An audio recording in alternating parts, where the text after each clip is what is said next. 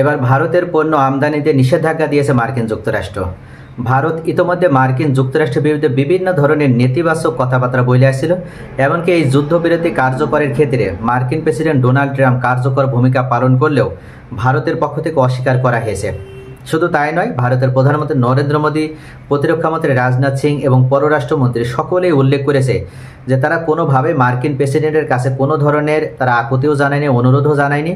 Just নিজেদের ইচ্ছাতে, অর্থাৎ তারা যখন দেখেছে যে তাদের প্রতিশোধ নেওয়া হয়ে গেছে, পাকিস্তানের বিরুদ্ধে তারা যে প্রতিশোধ নিতে চেয়েছিল সেই প্রতিশোধ নিতে তারা সক্ষম হয়েছে বা সফল হয়েছে তাদের অপারেশন, ঠিক তখনই তারা পাকিস্তানের বিরুদ্ধে যুদ্ধ ঘোষণা প্রদান করেন।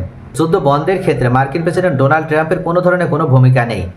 এ ধরনের কথা বলার পরে মার্কিন প্রেসিডেন্ট ডোনাল্ড ট্রাম্প তিনি ক্ষুব্ধ হয়েছেন এবং মার্কিন প্রেসিডেন্টকে যখন অপমান করে কথা বলা হয়েছে তখনই মার্কিন যুক্তরাষ্ট্রের পক্ষ থেকে ভারতের বিরুদ্ধে বড় ধরনের একটা ধাক্কা প্রদান করা হলো। টাইমস অফ ইন্ডিয়ার এক প্রতিবেদনে বলা হয়েছে অন্তত 15টি চালান ফিরিয়ে দেওয়া হয়েছে, যেগুলো যুক্তরাষ্ট্রের লস অ্যাঞ্জেলস, সান ফ্রান্সিসকো এবং আটলান্টা সহ একাধিক শহরের বিমানবন্দরে পৌঁছেছিল। প্রতিবেদন থেকে আরও জানা যায় আমগুলোর গুণগত মান নিয়ে যুক্তরাষ্ট্রের সংশ্লিষ্ট কর্তৃপক্ষের কোনো আপত্তি ছিল না। এমনকি আমে কীটপতঙ্গ বা অন্য কোনো ক্ষতিকর উপাদানও পাওয়ার তথ্য পাওয়া যায়নি। মুম্বাই থেকে রপ্তানির আগে আমগুলো 8 ও 9 মে বিকিরণ প্রক্রিয়ার মধ্য দিয়ে গিয়েছিল। এ প্রক্রিয়া নিয়ন্ত্রিত রেডিয়েশন প্রয়োগ করে ফলের পচনরোধ ও কীটপতঙ্গ ধ্বংস করা হয়, কিন্তু সঠিকভাবে সেই প্রক্রিয়ার দলিল উপস্থাপন করতে না পারায় পুরো চালান আটকে যায়। এই ঘটনার ফলে ভারতের আম রপ্তানিকারকদের বড় ধরনের আর্থিক ক্ষতির মুখে পড়তে হয়েছে। টাইমস অফ ইন্ডিয়া বলছে চালানগুলো ফেরত পাঠাতে হলে উচ্চ পরিবহন ব্যয় গুনতে হবে, আবার যুক্তরাষ্ট্রে ফেলে রাখলে সেগুলো পয়সা নষ্ট হওয়ার সম্ভাবনা রয়েছে। এই দোটানার মধ্যে পড়ে অনেক রপ্তানিকারক ফলগুলো যুক্তরাষ্ট্রে ফেলে রাখার সিদ্ধান্ত নিতে পারেন। আনুমানিকভাবে ব্যবসায়ীদের ক্ষতি দাঁড়াতে পারে প্রায় $5 লাখ। প্রসঙ্গত, ভারতের আম রপ্তানির অন্যতম প্রধান গন্তব্য যুক্তরাষ্ট্র।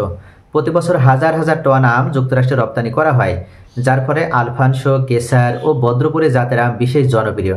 ফলে এ ধরনের ঘটনা শুধু তাৎক্ষণিক ক্ষতিই নয়, ভবিষ্যতে দুই দেশের কৃষিপণ্য বাণিজ্যে আস্থার সংকট তৈরি করবে। বিশেষজ্ঞদের মতে এই ঘটনা ভারতীয় রপ্তানিকারকদের জন্য একটি সতর্কবার্তা। আন্তর্জাতিক মানদণ্ড অনুযায়ী সঠিক ও পূর্ণাঙ্গ নথিপত্র প্রস্তুত করা এবং তা যাচাই বাছাই করার ক্ষেত্রে আরও কঠোর মনোযোগ দিতে হবে। সামান্য প্রশাসনিক ত্রুটির কারণে একটি বড় বাজারে প্রবেশের সুযোগ হাতছাড়া হয়ে গেলে শুধু আর্থিক ক্ষতি নয়, সুনামও বিঘ্নিত হবে। তবে মূল বিষয় হচ্ছে এটাকে অজুহাত হিসেবে দাঁড়ান করানো হচ্ছে মার্কিন যুক্তরাষ্ট্রের পক্ষ থেকে।